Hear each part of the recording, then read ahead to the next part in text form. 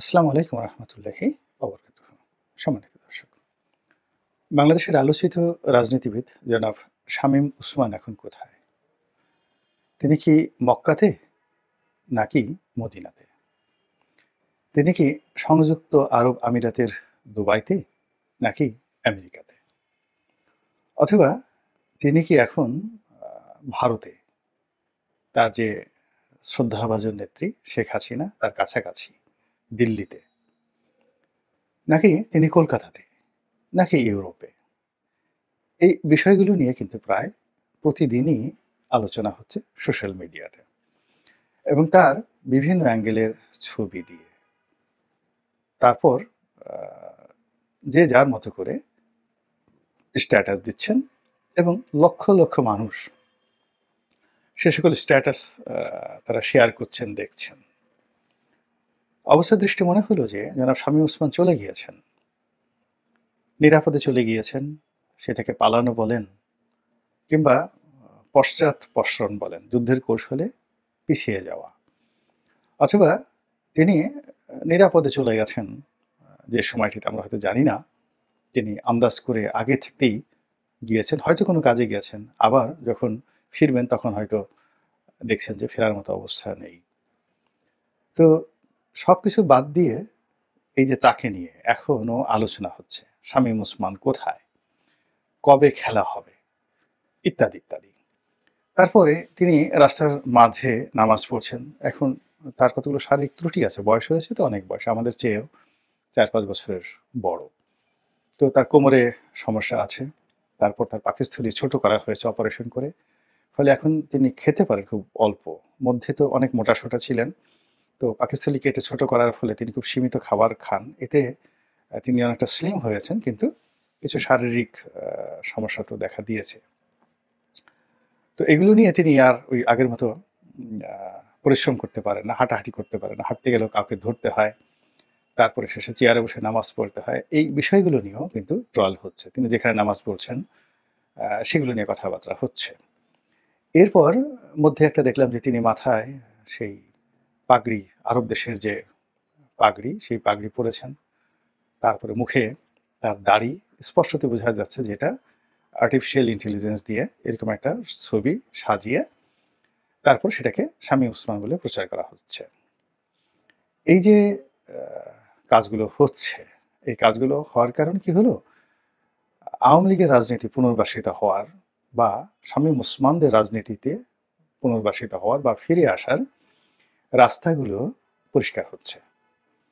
যখনই আপনি কাউকে নিয়ে আলোচনা করবেন, বেশি সমালোচনা করবেন, এমনকি কাউকে গালাগাল দিবেন, ইট মিনস তার গুরুত্ব রয়েছে। যেমন ধরুন, আমাকে নিয়ে ইলিয়াস একটা ভিডিও করলো। এখন ইলিয়াস একটা ভিডিও করলো, ভিডিও করার পর সেটা সেই ১ কোটি লোক দেখলো।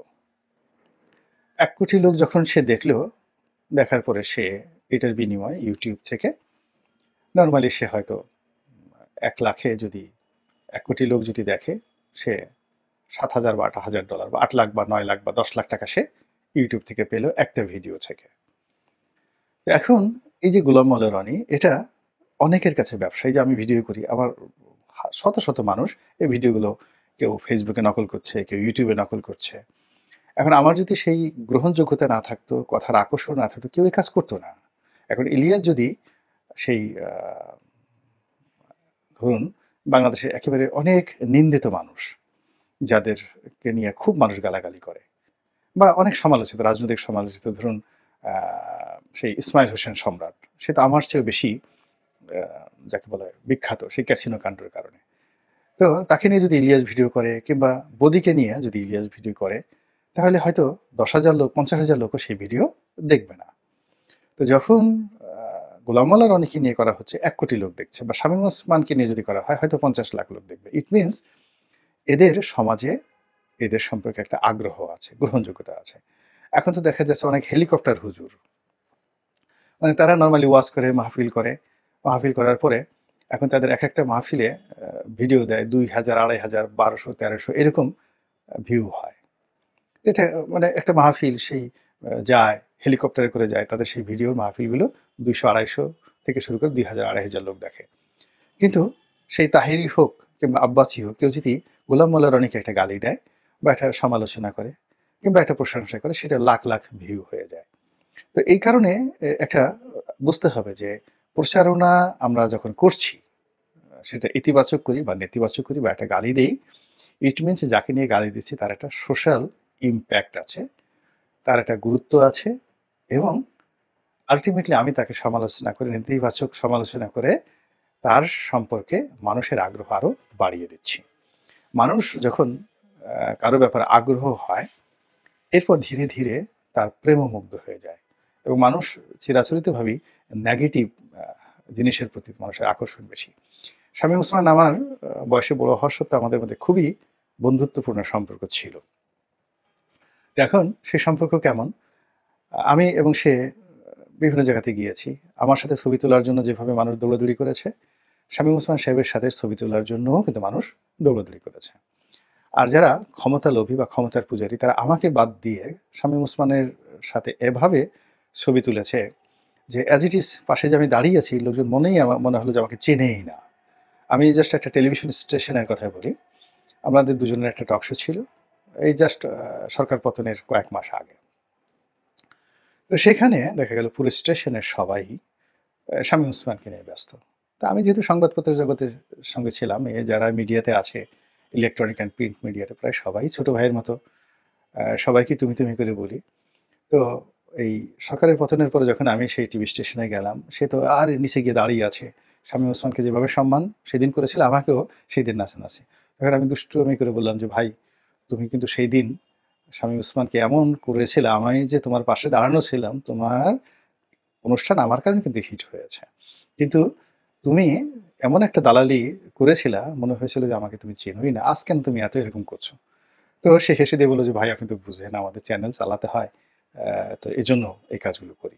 তো এই ছিল শামীম ওসমানের অবস্থা। তো সেই শামীম ওসমান যে হুঙ্কার দিতেন, তারপরে পালাবেন না বা খেলা হবে আসো, খালেদা জিয়াকে করার জন্য আমি একাই যথেষ্ট, ডক্টর কামালকে তিনি বলতেন গালফুলা কামাল, এ সবই তার রাজনৈতিক কৌশল।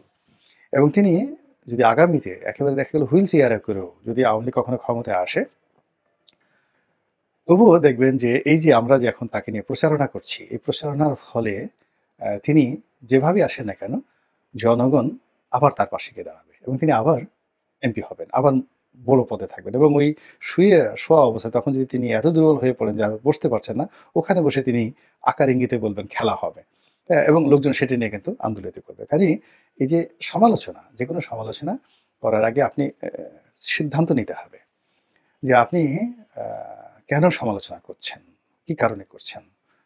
আপনি কি হীনমন্যতা থেকে করছেন, ভয় থেকে করছেন, আতঙ্ক থেকে করছেন, নাকি কোনো বিখ্যাত লোকের সমালোচনা করে নিজে বিখ্যাত হওয়ার চেষ্টা করছেন, অথবা কাউকে পুনর্বাসিত করার চেষ্টা করছেন, নাকি অন্য কিছু, নাকি ঈর্ষান্বিত হয়ে, নাকি না বুঝে করছেন? আমাদের দেশের রাজনীতির ব্যাপার হলো, যে কোনো কাজেরই ব্যাপার হলো যে যত একজন মানুষকে গালাগাল করবেন, নেতিবাচক কথা বলবেন, ততই তার সম্পর্কে মানুষের আগ্রহ সৃষ্টি হবে।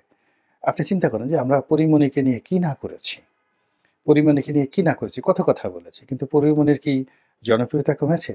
তার প্রতি মানুষের আগ্রহ কি কমেছে? তার বাজার কি নষ্ট হয়েছে? তাকে কি ঘৃণা করে বা পরীমনিকে দেখলে দূরে চলে যাবে এমন কোনো লোক আছে? আমরা তাহসানের সাবেক স্ত্রী মিথিলাকে নিয়ে কত কথা বলেছি, কিন্তু যত কথা বলেছি আলটিমেটলি সেগুলো মিথিলার পক্ষে চলে গেছে, এবং মিথিলা আরও আকর্ষণীয় হয়ে পড়েছে মানুষের কাছে।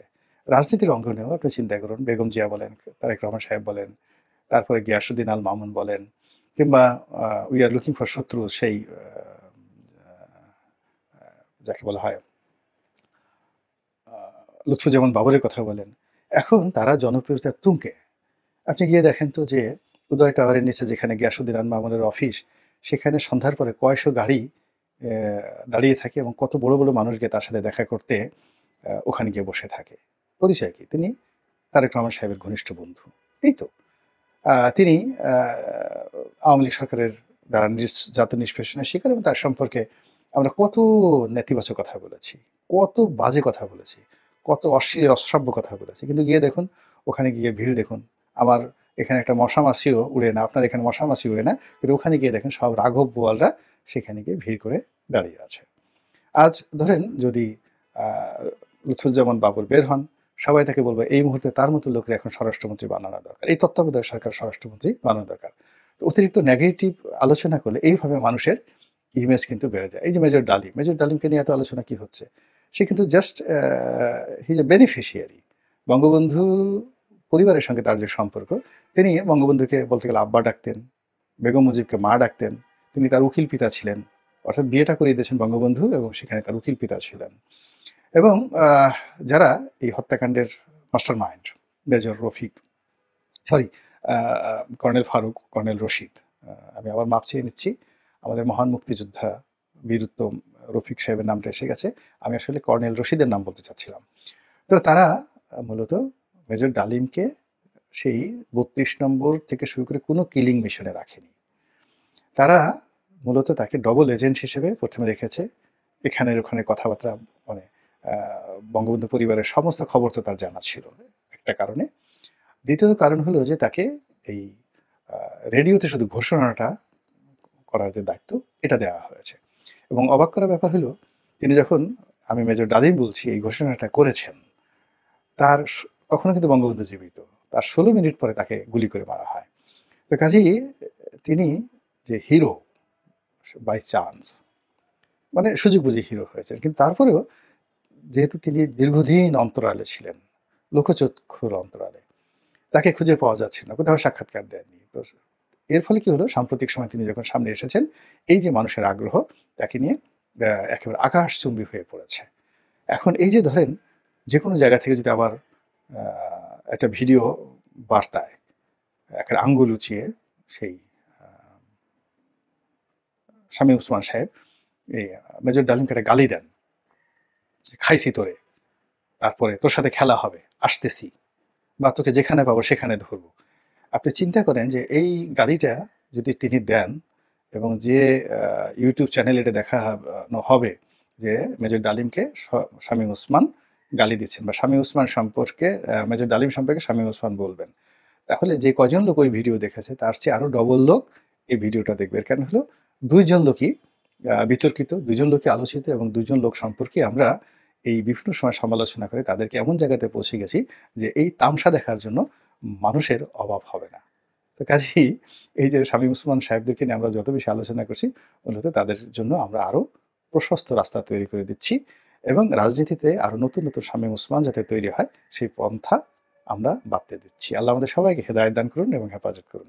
আসসালামু আলাইকুম ওয়া রাহমাতুল্লাহি ওয়া বারাকাতুহু।